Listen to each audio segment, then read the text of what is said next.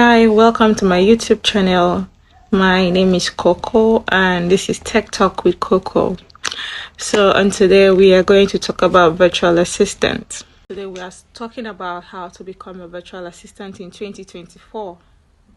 So firstly, who is a virtual assistant? A virtual assistant is a person who provides remote administrative, technical or creative support to a business. It could be email management, it could be appointment scheduling, it could be social media management, it could also be customer service management as well.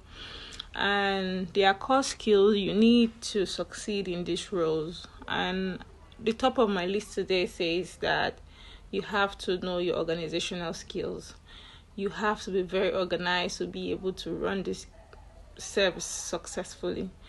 Secondly, you have to know how to communicate effectively and clearly and on time as well. And you also have to know how to multitask. Overall, I think you have to identify your strengths and your weaknesses to know if this is something that you can do or if it's something you can also work on.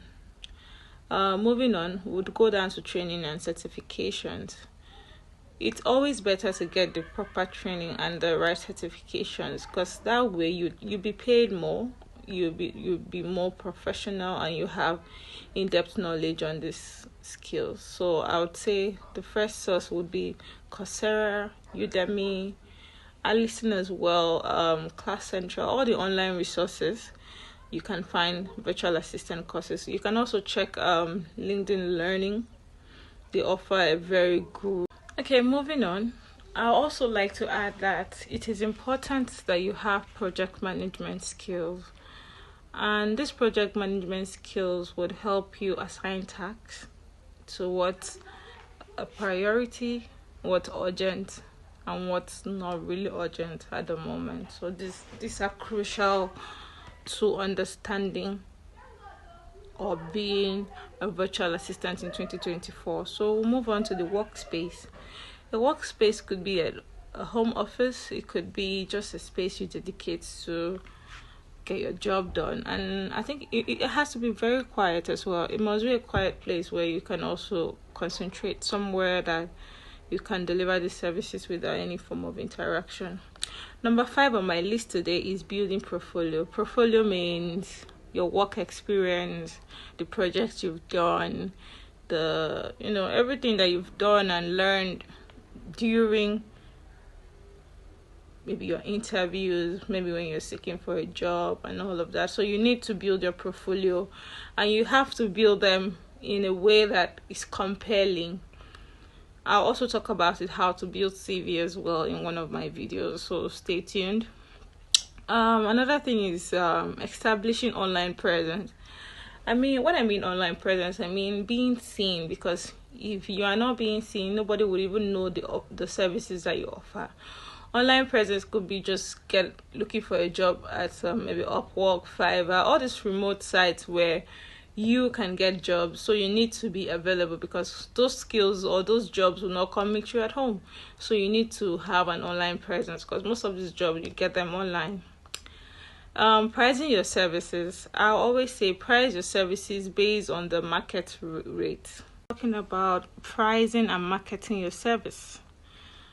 As I always say, I would say it again, that you should price yourself according to the market value at the moment. Because right now, I think a VA makes about $18 per hour. So you have to be very certain of what the market price is, and then you compare it with the service that you're offering. And then you have to market your service, meaning you have to be online. You have to be where people would see you. You have to tell people what you do. It's not just telling, you have to put it into writing. You have to make it compelling CVs as well. You have to be on LinkedIn, you have to be on GitHub, all of those establishments, you have to be there for you to be seen. These are the tools and softwares that you need to be successful in the business of being a virtual assistant.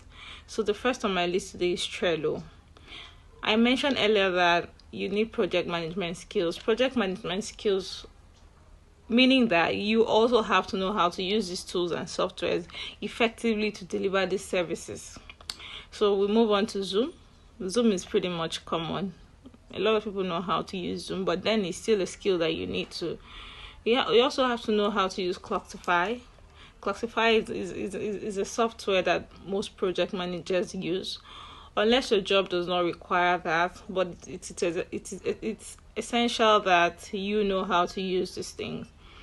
You also have to know how to use Asana. Asana is like a very, very, very, very big time project management tools. You have to also know how to use Slack.